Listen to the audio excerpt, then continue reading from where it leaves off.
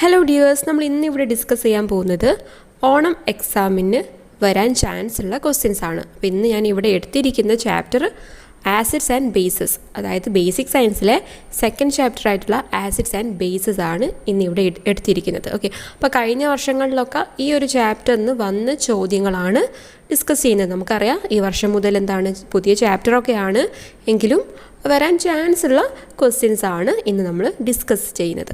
Okay, അപ്പോൾ നമുക്ക് നേരെ ക്വസ്റ്റ്യനിലോട്ട് പോകാം. അപ്പോൾ ഇവിടുത്തെ ഫസ്റ്റിലത്തെ ക്വസ്റ്റ്യൻ ആണ്, the following table in the observation result of an experiment conducted in the class, അതായത് ഒരു ക്ലാസ്സിൽ കണ്ടക്ട് ചെയ്ത എക്സ്പെരിമെൻറ്റിൻ്റെ റിസൾട്ടാണ് താഴെ കൊടുത്തിരിക്കുന്നത്. എന്താ നോക്കിക്കുക, സാമ്പിൾ 1 ഉണ്ട്, സാമ്പിൾ 2, 2 സാമ്പിളുകളാണ്. സാമ്പിൾ 1-ൻ്റെത് പറയുകയാണെങ്കിൽ ബ്ലൂ ലിറ്റ്മസ് പേപ്പറിന് ഒരു ചേഞ്ചും വന്നിട്ടില്ല, ബ്ലൂ തന്നെയാണ്. റെഡ് ലിറ്റ്മസ് പേപ്പർ പക്ഷേങ്കിൽ ബ്ലൂ ആയിട്ട് മാറിയിട്ടുണ്ട്. ഇനി മീഥൈൽ ഓറഞ്ചിൽ ടെസ്റ്റ് ചെയ്തപ്പോൾ അത് ലൈറ്റ് യെല്ലോ കളറിൽ മാറിയിട്ടുണ്ട്. ടെർമറിക്കിൽ ഏത് കളറാണ്, റെഡ് കളറിലോട്ടും മാറിയിട്ടുണ്ട്. സാമ്പിൾ 2-നെ കുറിച്ച് പറയുകയാണെങ്കിൽ ബ്ലൂ ലിറ്റ്മസ് പേപ്പർ റെഡായിട്ട് മാറിയിട്ടുണ്ട്, എന്നാൽ റെഡ് ലിറ്റ്മസ് പേപ്പറിന് ഒരു കളർ വ്യത്യാസം വന്നിട്ടില്ല. മീഥൈൽ ഓറഞ്ച് ആണെങ്കിൽ ലൈറ്റ് പിങ്ക് ആയിട്ട് മാറിയിട്ടുണ്ട്. ടെർമറിക്ക് എന്താണ്, യെല്ലോ കളർ തന്നെയാണ്. അപ്പോൾ ഇത്രയാണ് ഇവിടെ തന്നിരിക്കുന്ന റിസൾട്ട് എന്ന് പറയുന്നത്. അപ്പോൾ ഇവിടുത്തെ ചോദ്യമാണ്, what property do sample 1 and sample 2 have? ഇവിടെ ഏത് പ്രോപ്പർട്ടിയാണ് സാമ്പിൾ 1-നും സാമ്പിൾ 2-നും ഉള്ളതെന്നാണ് ചോദ്യം. ഇവിടെ നിങ്ങൾ സിമ്പിളായിട്ട് ആ ലിറ്റ്മസ് പേപ്പറിൻ്റെ കളർ വ്യത്യാസം മാത്രം നോക്കിയാൽ മതി. Litmus paper, blue litmus paper റെഡായിട്ട് മാറുകയാണെങ്കിൽ അത് ആസിഡ് ആണെന്നും, ഇനി റെഡ് ലിറ്റ്മസ് പേപ്പർ ബ്ലൂ ആയിട്ട് മാറുകയാണെങ്കിൽ ആസിഡ് ആണെന്നും ഓർത്താൽ മതി. അപ്പോൾ ഈ ഒരു ടേബിൾ നോക്കിക്കേ, ഇവിടെ ബ്ലൂ ലിറ്റ്മസ് പേപ്പർ സാമ്പിൾ 1-ൽ ബ്ലൂ തന്നെയാണ്, അപ്പോൾ അവിടെ ഒരു നിറ വ്യത്യാസമില്ല. പക്ഷേങ്കിൽ സാമ്പിൾ 2-ൽ ബ്ലൂ ലിറ്റ്മസ് പേപ്പർ റെഡായിട്ട് മാറിയിട്ടുണ്ട്. അപ്പോൾ സാമ്പിൾ 2 എന്ന് പറയുന്നത് എന്താണ്, ആസിഡാണ്. അപ്പോൾ സാമ്പിൾ 1 എന്ന് പറയുന്നത് ബേസും ആണെന്ന് മനസ്സിലാക്കുക. ഇനി ബി ചോദ്യമാണ്, name 2 natural indicator that can be used in experiment. ഈ ഒരു എക്സ്പെരിമെൻറ്റിൽ നമുക്ക് യൂസ് ചെയ്യാൻ പറ്റുന്ന നാച്ചുറൽ ഇൻഡിക്കേറ്റേഴ്സ് ഏതൊക്കെയാണ്? നമുക്ക് ലിറ്റ്മസ് പേപ്പറിന് പകരമായിട്ട് നമുക്ക് എന്ത് യൂസ് ചെയ്യാം? ഹിബിസ്കസ് പേപ്പർ യൂസ് ചെയ്യാം, അല്ലെ, ചെമ്പരത്തി പേപ്പർ. അത് നമ്മളുടെ നാച്ചുറൽ ഇൻഡിക്കേറ്ററാണ്. അതേപോലെ നമുക്ക് യൂസ് ചെയ്യാൻ പറ്റുന്നത് പതിമുഖം, അല്ലെ, പതിമുഖത്തിൻ്റെ വെള്ളം, പതിമുഖം വാട്ടർ നമുക്ക് യൂസ് ചെയ്യാം. ഞാനത് നമ്മളുടെ ചാപ്റ്ററിൻ്റെ തുടക്കത്തിൽ തന്നെ പറഞ്ഞിട്ടുണ്ടായിരുന്നു. ഇനി ഇവിടുത്തെ സി ചോദ്യമാണ്, find the odd one from the following. അപ്പോൾ താഴെ തന്നിരിക്കുന്ന പേരുകളിൽ ഏതാണ് ഓഡ് വൺ എന്ന് കണ്ടെത്താനാണ്. അപ്പോൾ തന്നിരിക്കുന്ന എന്തൊക്കെയാണ്, ബട്ടർ മിൽക്ക്, മോര്, സോപ്പ് വാട്ടർ, പിന്നെ വിനിഗർ, വിനാഗിരി, ലൈം വാട്ടർ, ചുണ്ണാമ്പ് വെള്ളം.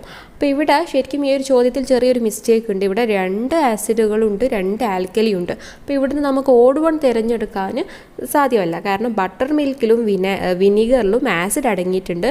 അതേപോലെ തന്നെ സോപ്പ് വാട്ടറിലും ലൈം വാട്ടറിലും എന്തുണ്ട്, ആൽക്കലിയും അടങ്ങിയിട്ടുണ്ട്. നിങ്ങൾക്കൊരു കൺഫ്യൂഷൻ വരും, ലൈം വാട്ടർ എന്ന് പറഞ്ഞാൽ ചുണ്ണാമ്പ് വെള്ളമാണ്, ലൈം ജ്യൂസ് എന്ന് പറഞ്ഞാൽ നാരങ്ങ നീര്. അപ്പോൾ അങ്ങനെയാണ്, അപ്പോൾ അത് മാറിപ്പോവരുത്, ലൈം വാട്ടറും ലൈം ജ്യൂസും മാറിപ്പോവരുത്. ഓക്കെ, ഇനി അടുത്തൊരു ചോദ്യമാണ്. ഈ ഒരു ചോദ്യം എപ്പോഴും ചോദിക്കുന്നതാണ്, മിക്കപ്പോഴും ക്വസ്റ്റ്യൻ പേപ്പറിൽ കണ്ടുവരുന്നൊരു ചോദ്യമാണ്. എന്താണ്, pickle is kept in a metal container in the kitchen. Is it right practice, justify your answer. അതായത് അച്ചാറുകളൊക്കെ മെറ്റൽ കണ്ടെയ്നറിൽ, ലോഹപാത്രങ്ങൾ സൂക്ഷിച്ചു വെക്കാറുണ്ട്. ഓക്കെ, അപ്പം അത് നല്ലൊരു പ്രവണതയാണോ? ഇങ്ങനെ അച്ചാറുകൾ ലോഹപാത്രങ്ങളിൽ സൂക്ഷിക്കുന്നത് നല്ലതാണോ? നിങ്ങളുടെ ആൻസർ അവിടെ ജസ്റ്റിഫൈ ചെയ്യാൻ അല്ലെങ്കിൽ എക്സ്പ്ലെയിൻ ചെയ്യാനാണ് പറഞ്ഞത്. അപ്പം അതിൻ്റെ ആൻസറാണ്, it is wrong practice because we know that in pickle we use vinegar which contain acetic acid. കാരണം ഇതെന്താണ്, ഇതൊരു തെറ്റായ പ്രാക്ടീസാണ്. ഇങ്ങനെ മെറ്റൽ കണ്ടെയ്നറിൽ അച്ചാറൊക്കെ സൂക്ഷിക്കുന്നത് തെറ്റായിട്ടുള്ളതാണ്. കാരണം എന്താണ്, പിക്കിളിൽ എന്തുണ്ട്, നമ്മൾ വിനാഗിരി ഉപയോഗിക്കാറുണ്ട്, അച്ചാറുകളിലൊക്കെ വിനാഗിരി ഉപയോഗിക്കാറുണ്ട്. ഈ വിനാഗിരിയിൽ എന്തുണ്ട്, അസറ്റിക് ആസിഡ് ഉണ്ട്. This acid will react with metal and it cause health problem to us. അപ്പോൾ അതെന്താണ്, നമ്മൾ പഠിച്ചിട്ടുണ്ട്, മെറ്റലും ആസിഡും റിയാക്ട് ചെയ്യുമെന്ന് പഠിച്ചിട്ടുണ്ടല്ലേ. അപ്പോൾ മെറ്റലും ആസിഡും കൂടെ റിയാക്ട് ചെയ്തിട്ട് അത് നമുക്ക് ഹെൽത്ത് പ്രോബ്ലംസൊക്കെ ക്രിയേറ്റ് ചെയ്യും. അതുകൊണ്ട് ഇങ്ങനെ പിന്നെ മെറ്റൽ കണ്ടെയ്നറിൽ അച്ചാറുകൾ സൂക്ഷിക്കുന്നത് തെറ്റായിട്ടുള്ളതാണ്. ഇനി ഇവിടുത്തെ ബി ചോദ്യമാണ്, name 2 acid used in laboratories. അതായത് ലാബുകളിലൊക്കെ ഉപയോഗിക്കുന്ന ഏതെങ്കിലും 2 ആസിഡിൻ്റെ പേര് എഴുതാനാണ്. അതിന് അവിടെ നിങ്ങൾക്ക് ഇഷ്ടമുള്ള ആസിഡിൻ്റെ പേര് എഴുതാം. ഹൈഡ്രോക്ലോറിക് ആസിഡ് എഴുതാം, സൾഫ്യൂരിക് ആസിഡ് എഴുതാം, നൈട്രിക് ആസിഡ് എഴുതാം, ഏത് വേണമെങ്കിലും അവിടെ നിങ്ങൾക്ക് എഴുതാം. ഇനി അടുത്ത ചോദ്യമാണ്, ഇവിടെ നിങ്ങൾക്കൊരു ടേബിൾ കാണാം, അല്ലേ. അതിൽ items A B C D E F വരെയുണ്ട്. കളർ ഇൻ ആസിഡ്, ആ ഒരു ഐറ്റംസ് ആസിഡിൽ ഉണ്ടാവുന്ന കളർ വ്യത്യാസം. പിന്നെ ആൽക്കലിയിൽ അല്ലെങ്കിൽ ബേസിൽ, ഇവിടെ ആൽക്കലി എന്ന് ഉദ്ദേശിച്ചത് എന്താണെന്നറിയോ? ബേസാണ്. ഈ കഴിഞ്ഞ വർഷങ്ങളിലൊക്കെ ആൽക്കലി എന്നായിരുന്നു പഠിച്ചിരുന്നത്, ഇപ്പോൾ മുതൽ ബേസാണ്. സോ ഇവിടെ ബേസിലുണ്ടാകുന്ന കളർ വ്യത്യാസമാണ് അവിടെ കാണിച്ചിരിക്കുന്നത്. അപ്പോൾ which of the above item can be used as indicator? അപ്പം മുകളിൽ പറഞ്ഞിരിക്കുന്ന ഏതൊക്കെയാണ് ഇൻഡിക്കേറ്ററായിട്ട് ഉപയോഗിക്കാൻ പറ്റുന്നത്? അപ്പോൾ അങ്ങനത്തെ ഒരു ചോദ്യമൊക്കെ വരുമ്പോൾ നിങ്ങൾ നന്നായിട്ട് ആ ടേബിളൊന്ന് നോക്കുക. അപ്പോൾ എ എന്ന ഐറ്റത്തിൽ ആസിഡിൽ ഒരു കളർ വ്യത്യാസം വന്നിട്ടില്ല, പക്ഷേങ്കിൽ ബേസിൽ എന്ത് കളർ വ്യത്യാസം വന്നിട്ടുണ്ട്? പിങ്ക് നിറം വ്യത്യാസം വന്നിട്ടുണ്ട്. അങ്ങനെ നിറവ്യത്യാസം വരുന്ന ഒരു ഇൻഡിക്കേറ്റർ ആയിരുന്നു ഫിനോഫ്തലിൻ എന്ന് പറയുന്നത്. ഇവിടെ എ എന്ന് കൊടുത്തത് ഫിനോഫ്തലിൻ ആവാം. ഓക്കെ, അപ്പോൾ എ ഇവിടെ നമുക്ക് എന്ത് ആയിട്ട് യൂസ് ചെയ്യാം? ഒരു ഇൻഡിക്കേറ്റർ ആയിട്ട് ഉപയോഗിക്കാം. ബിയും ഇൻഡിക്കേറ്റർ ആയിട്ട് ഉപയോഗിക്കാം. കാരണം ആസിഡിലും നിറവ്യത്യാസം വരുന്നുണ്ട്, ആൽക്കലിയിലും നിറവ്യത്യാസം വരുന്നുണ്ട്. ആസിഡിൽ ലൈറ്റ് പിങ്ക് കളറായിട്ട് വരുന്നുണ്ട്, നമ്മളുടെ ബേസിലാണെങ്കിൽ അത് ലൈറ്റ് യെല്ലോ ആയിട്ട് വരുന്നുണ്ട്. ഇനി സിയിൽ അത് നമുക്ക് ഇൻഡിക്കേറ്ററായിട്ട് ഉപയോഗിക്കാൻ പറ്റില്ല. കാരണം എന്താണ്? ആസിഡിലും ബേസിലും അതിന് ഒരേ കളർ തന്നെയാണ്. ഇനി ഡിയിൽ ഇതേപോലെ ആസിഡിൽ യെല്ലോ കളറ് വരുന്നുണ്ട്, ആൽക്കലിയിൽ റെഡ് കളറും വരുന്നുണ്ട്. അപ്പോൾ അതും നമുക്ക് ഒരു ഇൻഡിക്കേറ്ററായിട്ട് ഉപയോഗിക്കാം. ഇനി അടുത്തത് ഇയും ഇതേപോലെ തന്നെ ഒരു ഇൻഡിക്കേറ്ററായിട്ട് നമുക്ക് യൂസ് ചെയ്യാം. കാരണം ആസിഡിൽ റെഡ് കളറ് വ്യത്യാസം വരുന്നുണ്ട്, ബേസിൽ ബ്ലൂ നിറ വ്യത്യാസം വരുന്നുണ്ട്. ഇനി എഫിൽ നമുക്ക് യൂസ് ചെയ്യാൻ പറ്റില്ല. കാരണം ആൽക്കലിയിലും ആസിഡിലും എന്താണ്? വൈറ്റ് കളർ തന്നെയാണ്. ഇവിടെ ഇൻഡിക്കേറ്റർ എന്ന് കൊണ്ട് ഉദ്ദേശിച്ചത് മനസ്സിലായില്ലേ? നമുക്കൊരു ആസിഡിൽ നിറവ്യത്യാസം കാണിക്കും, ബേസിലും നിറവ്യത്യാസം കാണിക്കും. അതായത് നമുക്ക് ആസിഡിനെയും ബേസിനെയും തിരിച്ചറിയാൻ വേണ്ടി ഉപയോഗിക്കുന്ന വസ്തുക്കളെയാണ് നമ്മൾ ഇൻഡിക്കേറ്റർ എന്ന് പറയുന്നത്. ഓക്കെ, അപ്പോൾ ഇവിടെ ഏതൊക്കെയാണ്? എ, ബി, അതേപോലെ ഡി, പിന്നെ ഇ. അപ്പോൾ ഇത്രയാണ് ഇവിടെ എന്തായിട്ട് യൂസ് ചെയ്യാൻ പറ്റുന്നത്? ഇൻഡിക്കേറ്ററായിട്ട് യൂസ് ചെയ്യാൻ പറ്റുന്നത്. ഇനി ഇവിടുത്തെ ബി ചോദ്യമാണ് name the item A and B. ഇവിടെ എയും ഇയും ഏതാവാം, അതായത് ഏത് ഐറ്റം ആവാം എന്നാണ് ചോദ്യം. എ നമുക്ക് ഓൾറെഡി ഒരു ഐഡിയ ഉണ്ട്, കാരണം നമ്മൾ പഠിച്ചതാണ് ഫിനോഫ്തലിന് ബേസിൽ പിങ്ക് നിറത്തിലോട്ടായിട്ട് മാറും, പക്ഷേ ആസിഡിൽ ഒരു നിറ വ്യത്യാസം കാണിക്കില്ല. അപ്പോൾ ഐറ്റം എ എന്ന് പറയുന്നത് എന്താവാം? ഫിനോഫ്തലിൻ ആവാം. ഇനി ഇ എന്ന് പറയുന്നത് നോക്കിക്കേ, ആസിഡിൽ റെഡ് കളറും അതേപോലെ തന്നെ ബേസിൽ ഏത് കളറുമാണ്? ബ്ലൂയുമാണ്. അതുകൊണ്ട് അത് ഏതാവാം? അത് ലിറ്റ്മസ് പേപ്പർ ആവാം. ഓക്കെ, ഇങ്ങനെ നിറവ്യത്യാസം വരുന്നത് ബ്ലൂയും അതേപോലെ റെഡുമായിട്ട് മാറുന്നത് ലിറ്റ്മസ് പേപ്പറുകളാണല്ലേ, അതുകൊണ്ട് അവിടെ ലിറ്റ്മസ് പേപ്പർ. ഇനി ഇവിടുത്തെ മൂന്നാമത്തെ ചോദ്യമാണ് name two natural things which can be used as indicator right the change in colour in acid and alkali. നമ്മുടെ നാച്ചുറൽ ഇൻഡിക്കേറ്ററിൻ്റെ പേര് എഴുതാനാണ്. ഒന്നാമത് നമുക്ക് ഹിബിസ്കസ് പേപ്പർ എഴുതാം. ഹിബിസ്കസ് പേപ്പർ ഇപ്പം ആസിഡിലാണെങ്കിൽ, ഇപ്പോൾ ബ്ലൂ ലിറ്റ്മസ് പേപ്പറിൻ്റെ കാര്യം, ആസിഡിലാണെങ്കിൽ അത് റെഡ് കളറും എന്നാൽ ബേസിലാണെങ്കിൽ അത് ബ്ലൂ നിറം തന്നെ, അതായത് ഒരു നിറവ്യത്യാസം അതിൽ കാണിക്കില്ല. ഇനി നമുക്ക് രണ്ടാമത് വേണമെങ്കിൽ പതിമുഖത്തിൻ്റെ അത് പറയാം, വെള്ളം പറയാം, അല്ലെങ്കിൽ ടർമറിക്, അതായത് മഞ്ഞൾ അല്ലേ. മഞ്ഞൾ ഇതേപോലെ തന്നെ ആസിഡിലാണെങ്കിൽ ഒരു നിറവ്യത്യാസം കാണിക്കുന്നില്ല, എന്നാൽ ബേസിലാണെങ്കിൽ അത് ഏത് കളറായിട്ട് മാറും? റെഡ് നിറത്തിലോട്ടായിട്ട് മാറും. നമ്മൾ സോപ്പിലൊക്കെ മഞ്ഞളായാൽ എന്താണ്? പിന്നെ റെഡ് നിറത്തിലോട്ടായിട്ട് മാറുന്നില്ലേ? സോപ്പ് എന്ന് പറയുന്നത് ഒരു ബേസാണ്. അപ്പോൾ അങ്ങനെ നിങ്ങൾക്ക് അവിടെ എഴുതാം. ഇനി അടുത്ത ചോദ്യമാണ് observe the list of substance that are collected in science corner. അപ്പോൾ ഇവിടെ സയൻസ് കോർണറിൽ കളക്ട് ചെയ്തിട്ടുള്ള കുറച്ച് സബ്സ്റ്റൻസിൻ്റെ പേരാണ് ഇവിടെ കൊടുത്തിരിക്കുന്നത്.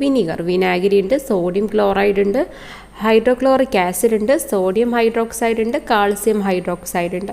അപ്പോൾ ഇവിടുത്തെ ചോദ്യമാണ് which alkali in this list is used to make soap. ഇവിടെ നിങ്ങൾ ഓർക്കുക, ആൽക്കലി എന്ന് ഉദ്ദേശിച്ചത് ഇവിടെ ബേസിനെ കൊണ്ടാണ് കേട്ടോ. അപ്പോൾ നിങ്ങൾ നോക്കുക, which base in this list is used to make soap. ഏത് ബേസാണ് ഇവിടെ സോപ്പ് ഉണ്ടാക്കാൻ വേണ്ടി ഉപയോഗിക്കുന്നത്? ഏത് ബേസ് ആയിരുന്നു? നിങ്ങളുടെ ടെക്സ്റ്റ് ബുക്കിൽ അത് കൊടുത്തിട്ടുണ്ട്. ഏതാണ്? അതെ, സോഡിയം ഹൈഡ്രോക്സൈഡ് ആണ് ഇവിടെ സോപ്പ് നിർമ്മിക്കാൻ വേണ്ടി ഉപയോഗിക്കുന്നത്. അപ്പം അത് നിങ്ങൾ ഒരിക്കലും മറക്കരുത്, വളരെ പ്രധാനപ്പെട്ടതാണ്. ഞാൻ ആ ക്ലാസ് എടുക്കുമ്പോൾ പറഞ്ഞിട്ടുണ്ടായിരുന്നു, USSനൊക്കെ ചോദിക്കാൻ ചാൻസ് ഉള്ളൊരു ചോദ്യമാണ്. ഓക്കെ, അപ്പോൾ ഏതാണ് ആൻസർ? Sodium hydroxide. ഇനി ബി ചോദ്യമാണ് which of the following container would you choose for making soap? അപ്പോൾ താഴെ തന്നിരിക്കുന്ന വെയിൽ നിങ്ങൾ ഏതാണ് സോപ്പ് നിർമ്മിക്കാൻ വേണ്ടിയിട്ട് ഉപയോഗിക്കുന്ന പാത്രങ്ങളൊക്കെ ഏതായിരിക്കും? അപ്പോൾ സ്റ്റീൽ ബക്കറ്റാണോ അല്ലെങ്കിൽ പ്ലാസ്റ്റിക് ബക്കറ്റാണോ ഉപയോഗിക്കുക? ഇവിടെ നമ്മൾ സ്റ്റീൽ ബക്കറ്റാണോ യൂസ് ചെയ്യുക. അപ്പോൾ സ്റ്റീൽ ബക്കറ്റ് യൂസ് ചെയ്യാനുള്ള കാരണം എന്താണെന്ന് വെച്ചാൽ heat is liberated when caustic soda dissolve in water. അപ്പോൾ അതിൻ്റെ ആദ്യത്തെ ഒരു സ്റ്റെപ്പായിരുന്നു വെള്ളത്തിലേക്ക് നമ്മൾ കാസ്റ്റിക് സോഡ ഡിസോൾവ് ചെയ്യണം. ആ സമയത്ത് എന്ത് സംഭവിക്കും? ഹീറ്റ് നന്നായിട്ട് താപം ലിബറേറ്റ് ചെയ്യാൻ തുടങ്ങും, പുറത്ത് വിടാൻ തുടങ്ങും. അതുകൊണ്ട് തന്നെ ഇപ്പോൾ പ്ലാസ്റ്റിക്കൊക്കെ ആണെങ്കിൽ അത് ഉരുകി പോകാനുള്ള ചാൻസ് ഉണ്ട്. അതുകൊണ്ടാണ് നമ്മൾ എന്ത് യൂസ് ചെയ്യുന്നത്? സ്റ്റീൽ ബക്കറ്റ് ഉപയോഗിക്കുന്നത്. പിന്നെ മൂന്നാമത്തതാണ് why are sodium silicate and stone powder added while making soap? നമ്മൾ സോപ്പ് നിർമ്മിക്കുമ്പം അതിലുള്ള മറ്റൊരു സ്റ്റെപ്പാണ് സോഡിയം സിലിക്കേറ്റും അതേപോലെ സ്റ്റോൺ പൗഡറും അതിലേക്ക് പതിയെ ചേർക്കുന്നുണ്ട്. അതെന്തിനാണ് ചേർക്കുന്നതെന്നാണ് ചോദ്യം. എന്തിനാണ്? For increasing hardness and quality of soap. സോപ്പിൻ്റെ ഹാർഡ്നെസ്സും അതേപോലെ ക്വാളിറ്റിക്കും വേണ്ടിയിട്ടാണ് അതിലേക്ക് പിന്നെ സിലിക്കേറ്റും സ്റ്റോൺ പൗഡറും ആഡ് ചെയ്യുന്നത്. ഇനി അടുത്തൊരു ചോദ്യമാണ് നമ്മൾ നേരത്തെ ഡിസ്കസ് ചെയ്ത അതേ മോഡലൊരു ക്വസ്റ്റ്യൻ. അപ്പോൾ ഇങ്ങനത്തെ ചോദ്യങ്ങൾ നന്നായിട്ട് പ്രതീക്ഷിക്കാം. ഈ ഒരു ടേബിൾ തന്നിട്ട് അതിൻ്റെ ഏതാണ് ആസിഡ്, ആൽക്കലി, അങ്ങനത്തെ കുറച്ച് ചോദ്യങ്ങൾ പ്രതീക്ഷിക്കാം. The table below show the change in the colour of blue litmus paper in different substance. അപ്പോൾ ഇവിടെ കാണിച്ചിരിക്കുന്നത് ബ്ലൂ ലിറ്റ്മസ് പേപ്പർ ഈ പറഞ്ഞിരിക്കുന്ന ഈ സബ്സ്റ്റൻസിലൊക്കെ എന്തൊക്കെ നിറവ്യത്യാസമാണ് കാണിച്ചിരിക്കുന്നതെന്നാണ്. ആദ്യം നോക്കിക്കുക, ലെമൺ ജ്യൂസിൽ അത് ഏത് നിറമായിട്ട് മാറി? റെഡ് നിറത്തിലോട്ടായിട്ട് മാറി. ഓർക്കണം, ബ്ലൂ ലിറ്റ്മസ് പേപ്പറാണ് കേട്ടോ. ബ്ലൂ ലിറ്റ്മസ് പേപ്പറാണ് റെഡായിട്ട് മാറിയത്. ഷുഗർ സൊല്യൂഷനിൽ ഒരു കളർ വ്യത്യാസവുമില്ല, സോൾട്ട് സൊല്യൂഷനിൽ ഒരു നിറവ്യത്യാസവുമില്ല. പിന്നെ ടാമറിൻഡ് വാട്ടർ എന്ന് പറഞ്ഞാൽ പുളിവെള്ളത്തിലും ടേൺസ് റെഡ് അല്ലേ, റെഡായിട്ട് മാറിയിട്ടുണ്ട്. പിന്നെ പ്യുവർ വാട്ടറിൽ ഒരു നിറവ്യത്യാസവുമില്ല. ബട്ടർ മിൽക്കിൽ, മോരിൽ ഇതേപോലെ ടേൺ റെഡായിട്ട് മാറിയിട്ടുണ്ട്. പിന്നെ വിനാഗിരിയിലും റെഡായിട്ട് മാറിയിട്ടുണ്ട്. ഇനി ഇവിടുത്തെ ചോദ്യമാണ് analyse table and write your inference. അതായത് ഈ ഒരു ടേബിൾ അനലൈസ് ചെയ്തിട്ട് നിങ്ങളുടെ നിഗമനം എന്താണെന്ന് പറയാനാണ്. അപ്പോൾ ഇവിടെ എന്താ പറയാം? When blue litmus paper turn red then it is acid. അതായത് നമ്മൾ പഠിച്ചതാണ് ബ്ലൂ ലിറ്റ്മസ് പേപ്പർ റെഡിലോട്ടായിട്ട് മാറുക എന്ന് പറയുന്നത് അത് ഏതിൽ മാത്രമാണ്? ആസിഡിൽ മാത്രമാണ്. All acid have so taste, other have no color change, which means they are neutral substance. അതായത് എല്ലാ ആസിഡിനും എന്ത് ടേസ്റ്റാണ്? സോ ടേസ്റ്റാണ്. അപ്പോൾ ഇവിടെ തന്നിരിക്കുന്ന വിനാഗിരി ആയിക്കോട്ടെ, ഇനി ലെമൺ ജ്യൂസ് ആയിക്കോട്ടെ, ഇനി ടാമറിൻ പുളിവെള്ളമൊക്കെ ആയിക്കോട്ടെ, അതോ അതിനൊക്കെ എന്ത് ടേസ്റ്റാണ്? സോ ടേസ്റ്റാണ് അല്ലേ. ഇനി എവിടെ മറ്റൊന്ന് കാണിച്ചിട്ടുണ്ടായിരുന്നു, പ്യുവർ വാട്ടറിൽ നോ ചേഞ്ച് എന്ന് ഉദ്ദേശിക്കുന്നത് അതൊരു ന്യൂട്രൽ സബ്സ്റ്റൻസ് ആണ്. അത് ആസിഡും അല്ല ആൽക്കലിയും അല്ല. ഇനി ബി ചോദ്യമാണ് write a natural indicator we can use instead of blue litmus. അതായത് ഈ ഒരു ചോദ്യം എപ്പോഴും ചോദിക്കുന്നതാണ്. അതായത് നാച്ചുറൽ ഇൻഡിക്കേറ്റർ നിങ്ങൾ പഠിച്ചിരിക്കണം. നാച്ചുറൽ ഇൻഡിക്കേറ്റർ എന്ന് പറഞ്ഞാൽ എന്താണ്? നമ്മളുടെ വീട്ടിലൊക്കെ സാധാരണയായിട്ട് നമ്മളുടെ പരിസരത്തു നിന്നൊക്കെ ലഭിക്കുന്ന ചില വസ്തുക്കൾ ഉപയോഗിച്ച് നമുക്ക് ഇതേപോലെ ഇൻഡിക്കേറ്ററായിട്ട് മാറ്റാൻ പറ്റും. അപ്പോൾ അതേപോലെ ബ്ലൂ ലിറ്റ്മസിന് പകരമായിട്ട് നമുക്ക് യൂസ് ചെയ്യാൻ പറ്റുന്ന ഇൻഡിക്കേറ്ററാണ് ഹിബിസ്കസ് പേപ്പർ അല്ലേ. അപ്പോൾ അവിടെ ആൻസർ ആയിട്ട് ചെയ്ത ഹിബിസ്കസ് പേപ്പറിലും ഇതേപോലെ തന്നെ ബ്ലൂ കളറാണ്. നമ്മൾ ഈ ഹിബിസ്കസ് നന്നായിട്ട് ചെമ്പരത്തി നന്നായിട്ട് ഒരു പേപ്പറിൽ റബ്ബ് ചെയ്യുമ്പോൾ ബ്ലൂ കളറായിട്ടാണ് കിട്ടുന്നത്. ആ ബ്ലൂ കളറ് ആസിഡിലാണെങ്കിൽ അത് എന്തായിട്ട് മാറും? റെഡായിട്ട് മാറുന്നത് നമുക്ക് കാണാൻ പറ്റും. ഇനി സി ചോദ്യമാണ് name the acid which present in given substance that turn blue litmus red. അപ്പോൾ ഇവിടെ മുകളിൽ കാണിച്ചിരിക്കുന്ന ചില സബ്സ്റ്റൻസിൽ എന്ത് സംഭവിച്ചിട്ടുണ്ട്? നമ്മുടെ ബ്ലൂ ലിറ്റ്മസ് പേപ്പർ റെഡായിട്ട് മാറിയിട്ടുണ്ട്. അപ്പോൾ ആ റെഡായിട്ട് മാറാനുള്ള റീസൺ അതിൽ ആസിഡ് അടങ്ങിയിട്ടുള്ളത് കൊണ്ടാണ്. അപ്പോൾ ക്വസ്റ്റ്യൻ ഇതാണ്, ഏതൊക്കെ ആസിഡാണ് ആ സബ്സ്റ്റൻസിലൊക്കെ അടങ്ങിയിട്ടുള്ളത്? ആസിഡിൻ്റെ പേര് പറയാനാണ്. അത് വളരെ പ്രധാനപ്പെട്ടതാണ്. നമ്മുടെ ടെക്സ്റ്റ് ബുക്കിൽ കുറേ ആസിഡിൻ്റെ പേരുകളൊക്കെ പറഞ്ഞിട്ടുണ്ട്, ഓരോരോ സബ്സ്റ്റൻസിൽ ഏതൊക്കെ ആസിഡ് അടങ്ങിയിട്ടുണ്ടെന്ന്. അപ്പോൾ അത് നന്നായിട്ട് പഠിച്ചിരിക്കണം. അപ്പോൾ ഇവിടെ നമുക്ക് നോക്കാം ഏതൊക്കെ ആസിഡാണ് അടങ്ങിയിട്ടുള്ളത്. ഇവിടെ ബട്ടർ മിൽക്കിൽ, മോരിൽ അടങ്ങിയിട്ടുള്ള ആസിഡാണ് ലാക്റ്റിക് ആസിഡ്. വിനീഗറിൽ അടങ്ങിയിട്ടുള്ള ആസിഡാണ് അസറ്റിക് ആസിഡ്. ടാമറിൻ പുളിയിൽ അടങ്ങിയിട്ടുള്ള ആസിഡാണ് ടാർട്ടാറിക് ആസിഡ്. ലെമണിൽ അടങ്ങിയിട്ടുള്ള ആസിഡാണ് സിട്രിക് ആസിഡ്. അപ്പോൾ ഇങ്ങനെ നിങ്ങൾ പഠിച്ചിരിക്കുക. ഇനി അടുത്തൊരു ചോദ്യമാണ് Balu try to make a fire extinguisher with vinegar and magnesium ribbon. അതായത് ഇവിടെ ബാലു ഒരു ഫയർ എക്സ്റ്റിങ്ഷർ എന്ന് പറഞ്ഞാൽ അഗ്നിശമനി എന്ന് പറയും, ഈ തീയൊക്കെ കെടുത്തുന്ന ഒരു ഡിവൈസാണ്. അപ്പോൾ അത് ആരുണ്ടാക്കുന്നുണ്ട്? ബാലു ഉണ്ടാക്കുന്നുണ്ട്. എന്തൊക്കെ ഉപയോഗിച്ചിട്ടാണ്? വിനീഗറും അതേപോലെ മാഗ്നീഷ്യം റിബണും യൂസ് ചെയ്തിട്ടാണ് ബാലു ഇത് ഉണ്ടാക്കുന്നത്. ഈ directed the gas coming from the extinguisher towards A lighted candle. അങ്ങനെ അവൻ എന്ത് ചെയ്തു? ഈ ഒരു വിനീഗറും മാഗ്നീഷ്യം റിബണും കൂടി റിയാക്ട് ചെയ്ത് വരുന്ന ആ ഒരു ഗ്യാസ് കത്തുന്ന മെഴുകുതിരിൻ്റെ അടുത്തേക്ക് കാണിച്ചു. The candle flame burn with a low noise instead of extinguishing the flame. അപ്പോൾ അവന് വേണ്ടത് എന്തായിരുന്നു?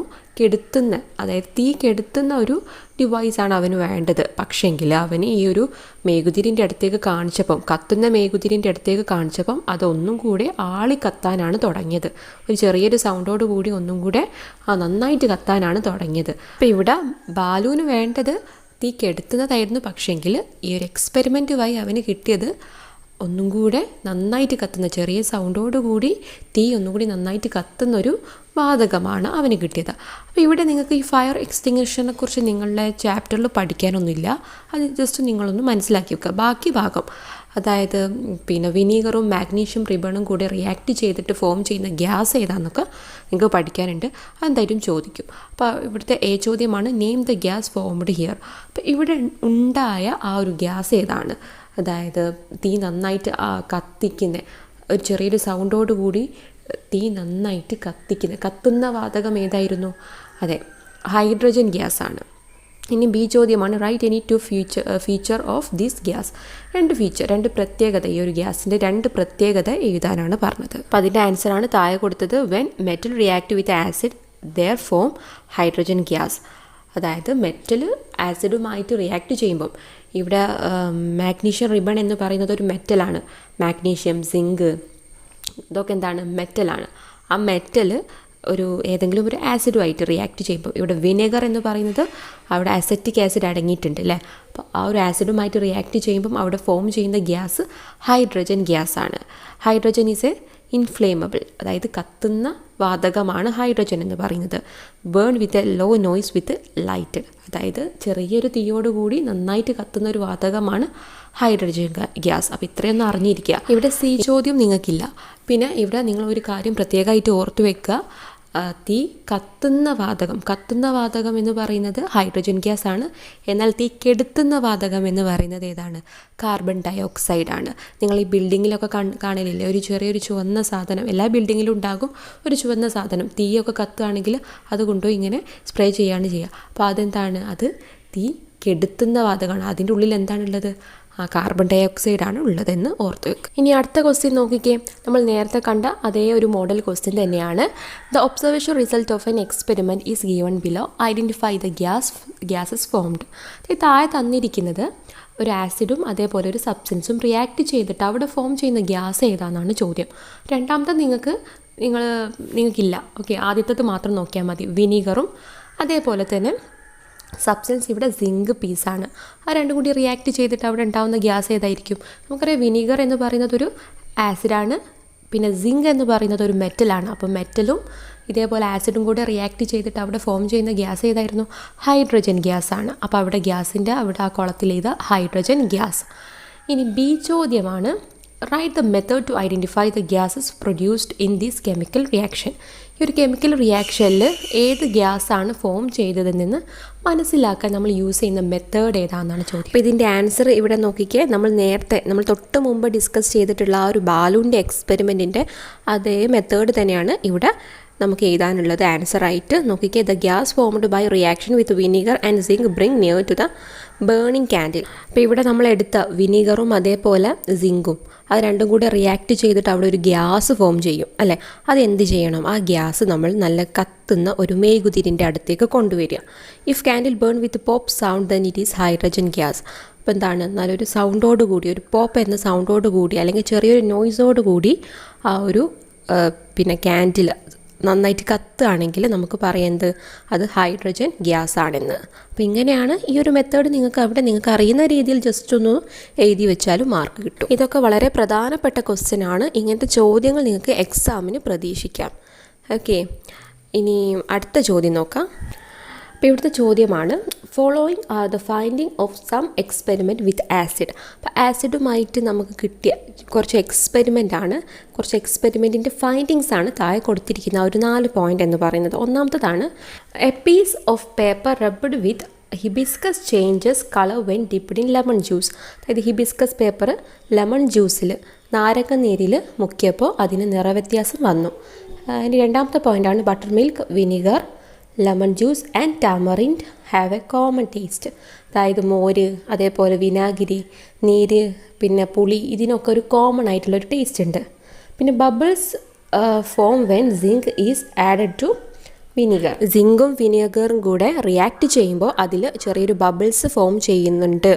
അതാണ് മൂന്നാമത്തെ പോയിന്റ്. നാലാമത്തത് നിങ്ങൾക്കില്ല, നിങ്ങൾ പഠിച്ചിട്ടില്ല. അപ്പോൾ ഇവിടെ ചോദ്യമാണ് examine the finding and write general properties of acid.